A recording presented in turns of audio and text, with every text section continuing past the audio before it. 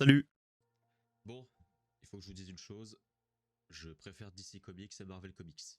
Même si Marvel a de très bons films, de très bons personnages, je me suis toujours senti plus proche de DC, notamment pour toutes les histoires que ça implique. Je pense au Blackest Night, la cour des hiboux, les différents univers alternatifs qui je trouve sont beaucoup plus satisfaisants. Les personnages aussi, rien que ça. Superman, Wonder Woman, Flash, Cyborg, Martian Manhunter, Green Lantern, et j'en passe. Mais aujourd'hui, on va s'intéresser à un personnage bien particulier.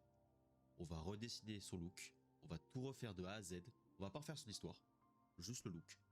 Et je parle bien entendu, je ne l'ai pas cité, de Batman, le chevalier noir de Gotham, le playboy milliardaire aux multiples gadgets. C'est parti. Alors, petite précision, quand je dis que je vais redessiner le look, c'est purement dans son aspect physique. On va pas s'occuper de l'histoire. Certains détails vont pas être très importants. Moi, c'est vraiment genre le costume de Batman, je vais le redessiner de A à Z. Et en bonus, j'ai aussi dessiné le visage de Bruce sous le masque. Donc, la vidéo va se former en 3 parties. La première, on va se concentrer sur le masque de Batman. La deuxième, on va s'occuper du costume. La troisième, ce sera juste un petit dessin en accéléré où je vais vous montrer l'illustration finale que j'ai créée. Mais bon, trêve de blabla, c'est parti.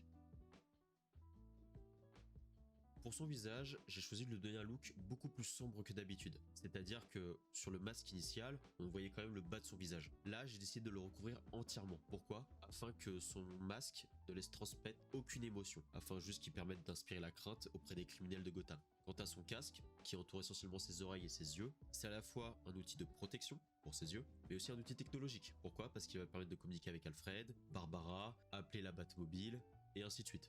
Et donc j'ai dit que j'allais vous montrer. Voici le dessin de Bruce Wayne sans son masque. J'ai gardé les côtés des joues creuses. J'ai rajouté quelques détails en plus, notamment au niveau des yeux, on peut voir des petits traits servant à montrer ce côté fatigue. Quant à sa coupe de cheveux, je lui ai juste rajouté un petit dégradé, qui on va dire, je trouve correspond beaucoup plus à notre époque actuelle. Quelques mèches tombantes pour montrer que Batman a une sorte d'usure physique, où il ne prend en dehors de ses sorties publiques, il ne prend pas soin de lui, il se tue beaucoup plus à la tâche de Batman que de Bruce Wayne. Maintenant, on va passer sur la tenue de Bruce. Donc pour cette tenue, ce que j'ai imaginé, j'ai surtout eu de grosses inspirations, notamment la tenue de Batman dans Batman Future State et le Batman de Ben Affleck dans Batman vs Superman et Justice League.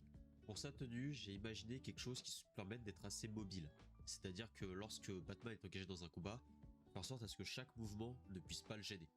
C'est pour ça notamment dans le dessin qu'on voit que je lui ai pas rajouté d'épaulettes, qu'il n'a pas de protège tibia, protège genou. J'ai vraiment fait en sorte à ce que sa tenue soit le plus léger possible, mais en même temps qui permette de le protéger. Alors bien sûr, j'ai gardé quelques détails qui sont très prépondérants à la tenue de Batman. Je pense notamment à ses avant-bras et aux petites lames qu'on retrouve sur les côtés. Ensuite, un autre élément que j'ai décidé de garder mais que j'ai modifié à ma sauce, c'est sa cape. Je trouvais que la cape était pas très pratique, même si dans certains comics on voit que Batman en joue. La cape, je trouve, qui est très gênante pour le combat rapproché. C'est pour ça que j'ai décidé de modifier ça et de lui rajouter, comme j'avais dit auparavant dans mon inspiration avec Batman de Ben Affleck, c'était ce long manteau, mais cette fois noir, sans manches, qui lui permet cette fois de bouger les bras librement, mais en même temps de garder ce côté, cette longueur et cet aspect flottant qu'il a lorsque Batman saute du ciel. Autre point, le logo qu'il a sur le torse, j'ai quand même voulu le garder, puisque de toute façon ça reste, on va dire, la chose qui permet d'identifier Batman, mais je l'ai fait à ma façon dans le sens où on a l'impression, lorsqu'on va dans le dessin, qu'il a été fait avec de la peinture. C'est ce côté, on va dire, artisanal que j'ai voulu faire pour montrer que Batman a limite fait son armure lui-même à la main dans ses débuts. Bon, bah je crois que tous mes éléments ont été dits. Donc là, on va passer au dessin final et on se retrouve juste après.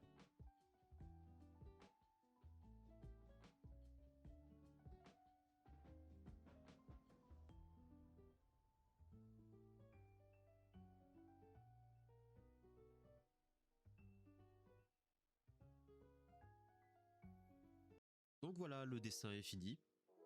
Comme vous avez pu le voir dans le dessin, moi j'ai tenté de rajouter des couleurs. Il faut savoir que j'ai toujours eu du mal avec la couleur, j'arrive jamais au résultat que je désire.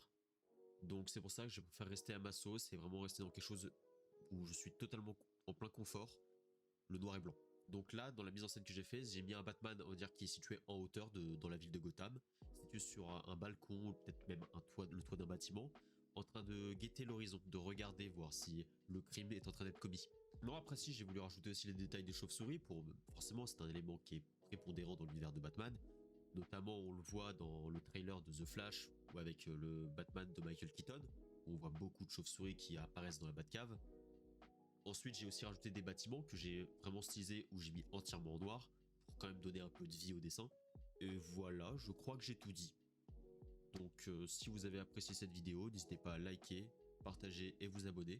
C'est la première vidéo que je fais comme ça, j'ai déjà fait ça en short. Mais là, j'ai envie de faire quelque chose de un peu plus poussé, un peu plus argumenté. Donc là, ça reste les débuts, je vais continuer à m'améliorer, faire les choses encore mieux, peut-être plus poussées. Ça se trouve, je vais être sur des vidéos un peu plus longues. Mais bon, j'espère que ça vous a plu. Sur ce,